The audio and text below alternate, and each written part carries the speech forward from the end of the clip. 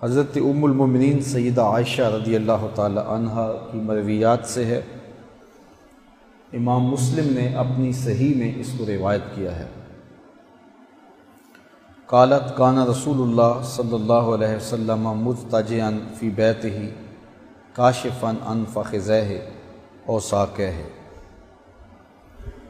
کہتے ہیں ایک دن حضور اپنے گھر میں تشریف فرما تھے اور حضور کی پنڈلی سے کپڑا ہٹا ہوا تھا۔ جب انسان گھر میں ہوتا ہے تو بے تکلف بیٹھا ہوتا ہے۔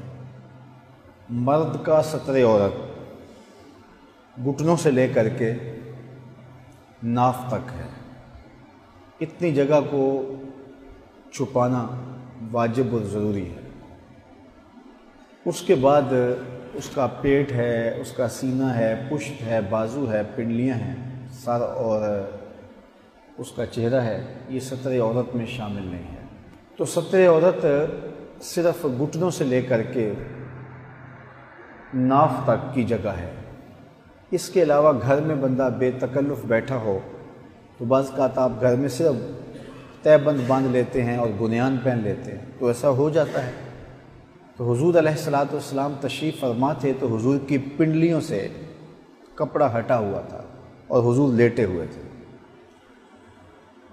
فاستاذن ابو بکر رضی اللہ تعالی عنہ وآذن له وهو تلك الحال۔ تو حضرت ابو بکر رضی اللہ تعالیٰ عنہ دروازے پر آئے، دستک دی، حضور سے اجازت مانگی۔ حضور نے فرمایا آ جاؤ، تو وہ اندر آ گئے۔ حضور اسی حالت میں لیٹے رہے کہ پنڈلی سے کپڑا ہٹا تھا اور حضور نیم داراز تھے۔ ثم استاذن عمر، پھر حضرت عمر رضی اللہ تعالیٰ عنہ نے دستک دی اور اجازت چاہی، تو فاذن له وهو كذلك، تو حضور نے کہا آ جاؤ، اور حضور ایسے ہی لیٹے رہے کہ حضور کی پنڈلی سے کپڑا ہٹا رہا۔ فتحدث، تو یہ بیٹھ کے باتیں کرنے لگے۔ ثم استاذن عثمان، پھر حضرت عثمان نے حضور سے اجازت مانگی۔ فجلس رسول اللہ صلی اللہ علیہ وسلم، حضور لیٹے تھے، اٹھ کے بیٹھ گئے۔ وصوّ ثیابہ، اور جلدی جلدی پنڈلی پر کپڑا کرنے لگے۔ فلما خرج قالت عائشہ رضی اللہ تعالی عنہا، جب سارے چلے گئے تو حضرت عائشہ حضور کی خدمت میں حاضر ہوئی اور عرض کی داخل ابو بکر فلم تحتش له ولم تبالہ، حضور ابو بکر آئے تو آپ اٹھ کے نہیں بیٹھے، آپ نے کوئی پرواہ نہیں کی، کپڑا ہٹا تھا، ہٹا رہا۔ ثم داخل عمر، پھر حضرت عمر آئے، فلم تحتش له ولم تبالہ، آپ نے کوئی جنبش نہیں کی ہے اور آپ نے کوئی خاص پرواہ نہیں کی ہے، ایسے لیٹے رہے، کپڑا ہٹا تھا، ہٹا رہا۔ ثم داخل عثمان، پھر حضرت عثمان آئے، فجلست وسویت ثیابک، تو آپ اٹھ کے بیٹھ گئے اور آپ نے کپڑا پنڈلی کے اوپر سیدھا کر لیا۔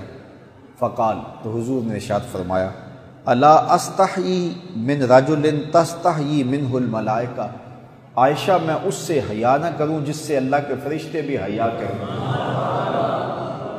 اللہ اکبر، یہ ہے حضرت عثمان رضی اللہ تعالیٰ عنہ۔ حضرت عبد الرحمن بن خباب روایت کرتے ہیں، میں حضور کی خدمت میں حاضر تھا کہ آقا نے جیش الاسرہ کے بارے میں لوگوں کو ترغیب دی۔ یہ غزوہ تبوک کو جیش الاسرہ کہتے ہیں، چونکہ یہ ایک لمبا سفر تھا اور گرمیوں کا سفر تھا اور بڑی مشکل میں یہ سفر طے کیا گیا، اس لیے اس کو جیش الاسرہ، تنگی والا لشکر کہا جاتا ہے۔ تو فرماتے ہیں جب جیش اسرہ کا موقع آیا تو میں موجود تھا، تو حضور نے لوگوں کو ابھارا، تحریص دی، ترغیب دی کہ لوگ راہ خدا میں مال خرچ کریں۔ جب حضور نے لوگوں کو فنڈ کی ترغیب دی تو حضرت عثمان اٹھ کے کھڑے ہو گئے اور عرض کی یا رسول اللہ صلی اللہ علیہ وسلم، میرے ذمے 100 اونٹ ما ساز و سامان کے میں پیش کروں گا، 100 اونٹ پیش کروں گا، ساز و سامان کے سمیت پیش کروں گا۔ چونکہ ضرورت زیادہ تھی، پھر حضور نے دوبارہ پھر اس پر ترغیب دی۔ حضرت عثمان رضی اللہ تعالیٰ عنہ پھر کھڑے ہوئے، حضور میرے ذمے 200 اونٹ رہے، ساز و سامان سمیت پیش کروں گا۔ اچھا ضرورت اور زیادہ تھی، حضور نے پھر ابھارا اور کہا کہ لوگوں اتنا طویل فاصلہ طے کر کے لشکر میں جانا ہے، اس کے لیے فنڈ چاہیے، کوئی ہے جو پیش کرے۔ تیسری مرتبہ پھر حضرت عثمان کھڑے ہوئے اور عرض کی یا رسول اللہ میرے ذمے 300 اونٹ رہے، ان کے ساز و سامان سمیت میں پیش کروں گا۔ اللہ اکبر۔ تو راوی کہتے ہیں تو حضور ممبر سے نیچے تشریف لے آئے، حضور ممبر سے نیچے تشریف لے آئے اور حضور یہ بار بار فرما رہے تھے عثمان کو اب کوئی فرق نہیں پڑتا کہ اس کے بعد کوئی عمل نہ کرے۔ اللہ اکبر۔ یعنی ایک ایسا نفلی عمل کیا ہے کہ یہ ان کی دنیا آخرت کی کفایت کر گیا، بہتر ہو گیا۔ اللہ اکبر۔ تو یہ ہے حضرت عثمان غنی رضی اللہ تعالی عنہ کا راہ خدا میں خرچ کرنے کا جذبہ۔